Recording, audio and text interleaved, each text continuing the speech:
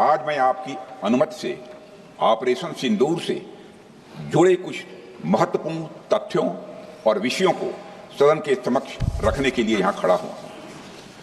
अध्यक्ष महोदय, 6 और 7 मई 2025 को भारतीय सेनाओं ने ऑपरेशन सिंदूर के नाम से एक ऐतिहासिक सैन्य कार्रवाई को अंजाम दिया। यह केवल एक सैन्य कार्रवाई नहीं थी, बल्कि यह भारत की संप्रभुता, उसकी अस्मिता, देश के नागरिकों के प्रति हमारी जिम्मेदारी और आतंकवाद के खिलाफ हमारी नीति का एक इफेक्टिव और डिसाइसिव डिमॉन्स्ट्रेशन था। अध्यक्ष महोदय, जैसा इस सदन को जानकारी है, 22 अप्रैल 2025 को जम्मू कश्मीर के पहलगाम क्षेत्र में एक अमानवीय और कायराना आतंकी हमला हुआ। इस हमले में हमारे 25 निर्दोष नागरिकों सहित एक नेपाली नागरिक की भी जान गई थी। उन निर्दोष लोगों की जान उनका धर्म पूछ कर लिया गया। यह अपने आप में अमानवीयता का सबसे कुत्सित और सबसे घृणित उदाहरण था। यह घटना भारत की सहन शक्ति की सीमा की भी मैं मानता हूं परीक्षा थी। अध्यक्ष महोदय, इस हमले के तुरंत बाद हमारे प्रधानमंत्री श्री नरेंद्र मोदी जी ने तीनों सेनाओं के प्रमुखों की एक उच्च स्तरीय बैठक की और उन्हें छूट दी गई कि वे अपने विवेक, स्ट्रेटेजिक अंडरस्टैंडिंग और रीजनल सिक्योरिटी सिचुएशन को ध्यान में रखते हुए वह निर्णायक कार्रवाई करें। इसके बाद हमारे सैन्य नेतृत्व ने न केवल अपनी मैच्योरिटी दिखाई, बल्कि उस स्ट्रेटेजिक विजडम का भी परिचय दिया जिसकी उम्मीद भारत जैसी एक रिस्पॉन्सिबल पावर से की जाती है। अध्यक्ष महोदय, ऑपरेशन सिंदूर को अंजाम देने से पहले हमारी सेनाओं ने हर पहलू का बहुत ही गहराई के साथ अध्ययन किया। हमारे पास कई विकल्प थे, लेकिन हमने उस विकल्प को चुना जिसमें आतंकवादियों और उनके ठिकानों को अधिकतम नुकसान पहुंचे और जिसमें पाकिस्तान के आम नागरिक को कोई क्षति न होने पाए, इस बात की भी हम लोगों ने चिंता की। अध्यक्ष महोदय, हमारी सेनाओं द्वारा की गई वेल कोऑर्डिनेटेड स्ट्राइक्स ने 9 टेररिस्ट इंफ्रास्ट्रक्चर टारगेट्स को प्रिसीजन के साथ, सटीकता के साथ हिट किया और इस सैन्य कार्रवाई में एक अनुमान के अनुसार 100 से अधिक आतंकवादी, मैं बहुत संभल कर बोल रहा हूं अध्यक्ष महोदय, हमारी फिगर गलत ना होने पाए, फिगर इससे बहुत अधिक है। 100 से अधिक आतंकवादी, उनके ट्रेनर, उनके प्रशिक्षक, उनके हैंडलर लश्कर-ए-तोयबा और हिजबुल मुजाहिदीन जैसे आतंकवादी संगठनों से संबंधित थे। ये वही आतंकी संगठन हैं जिन्होंने पाकिस्तान की सेना और ISI का जिन्हें खुला समर्थन प्राप्त है। अध्यक्ष महोदय, 7 मई 2025 को रात्रि 1:05 भारतीय सशस्त्र बलों ने ऑपरेशन सिंदूर प्रारंभ किया, जिसमें पाकिस्तान और पाक ऑक्युपाइड कश्मीर में भारत के खिलाफ आतंकी गतिविधियों से जुड़े 9 स्थानों को निशाना बनाया गया। इसमें POK के मुजफ्फराबाद में सवाई नाला और सैयदना बिलाल कैंप, कोटली में मस्जिद अब्बास व मसबर रहील शाहिद कैंप, कोटली में गुलपुर कैंप, भिम्बर में बरनाला कैंप, कोटली में अब्बास कैंप और पाकिस्तान के पंजाब प्रांत में बहावलपुर, मुहिदके और सरजाल और मेहमुना जोया शामिल थे। इनमें से 7 आतंकी शिविरों को भारतीय सेना ने पूरी तरह से नष्ट कर दिया,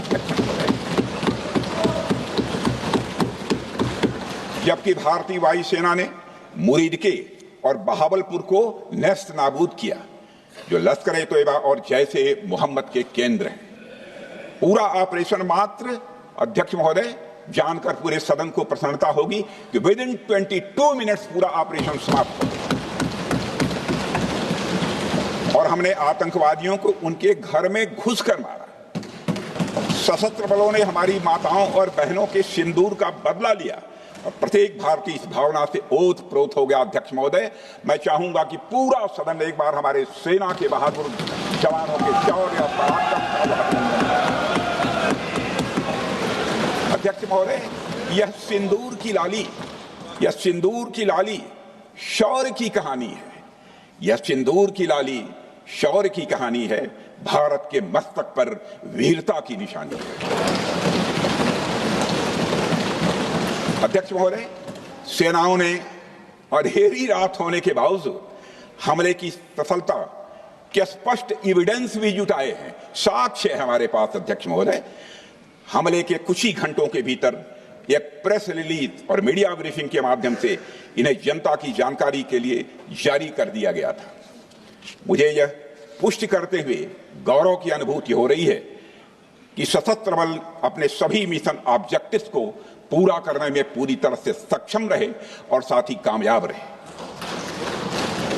अध्यक्ष महोदय, 7 मई 2025 को हमले माने 1:35 के तुरंत बाद भारतीय डीजीएमओ ने हॉटलाइन संदेश के माध्यम से पाकिस्तान के डीजीएमओ यानी डायरेक्टर जनरल मिलिट्री ऑपरेशन से संपर्क किया और टेरर इंफ्रास्ट्रक्चर के खिलाफ हमारे हमले के रेशनल और मेथोडोलॉजी के बारे में पूरी जानकारी दी और यह तथ्य भी बताया ये हमले एस्केलेटरी नेचर वाले नहीं थे, माने इसको हम आगे नहीं बढ़ाना चाहते।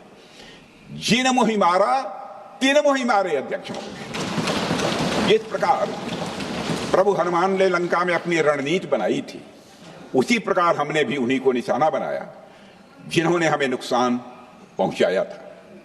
हालांकि पाकिस्तान ने इस रेशनल को समझने से इनकार कर दिया और अगले कुछ दिनों तक सिविलियन और सैन्य ठिकानों पर गोलीबारी करके बड़े पैमाने पर सीज फायर वायलेशन करके स्थिति को एस्केलेट करने की उसने कोशिश की।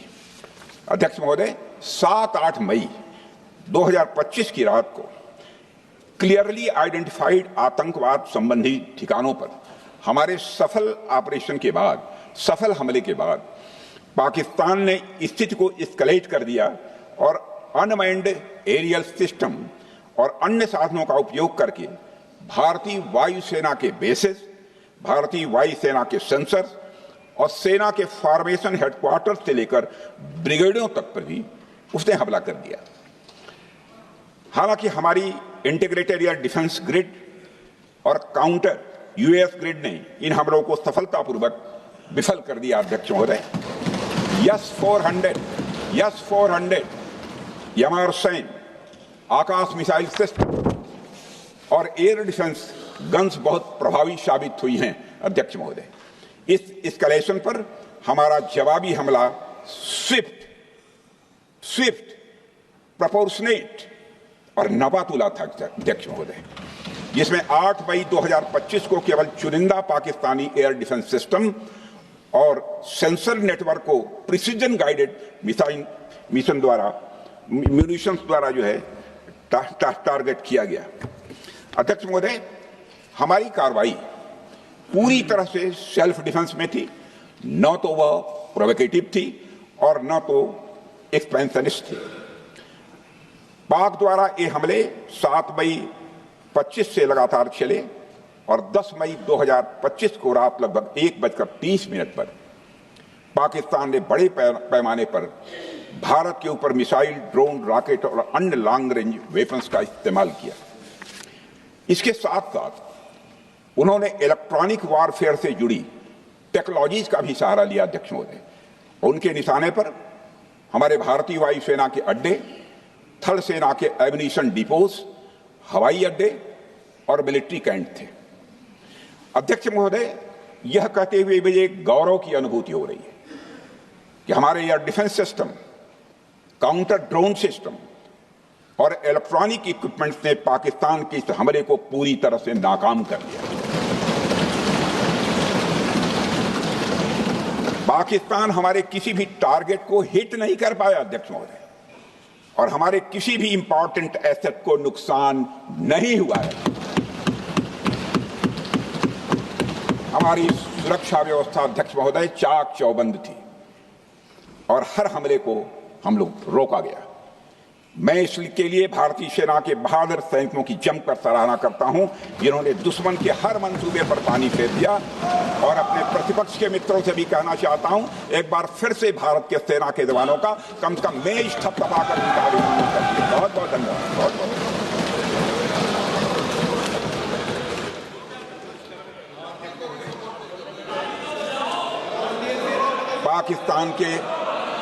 पाकिस्तान के इस हमले के जवाब में हमारी कार्रवाई साहसिक थी, ठोस थी और प्रभावी थी। भारतीय वायुसेना ने वेस्टर्न फ्रंट पर पाकिस्तान के हवाई अड्डों, command and control systems, military infrastructures और एयर डिफेंस सिस्टम को निशाना बनाया और इस मिशन को हमारी सेनाओं ने सफलतापूर्वक अंजाम देने में कामयाबी हासिल की। अध्यक्ष महोदय, हमारी सेनाओं ने चकलाला, सरगोधा, रफीकी, रहीम यार खान, जैकबाबाद, सुक्कुर और भोलारी जैसे बड़े एयरबेस पर प्रहार किया और पूरी दुनिया ने भारतीय वायुसेना के शौर्य और पराक्रम की तस्वीर देखी।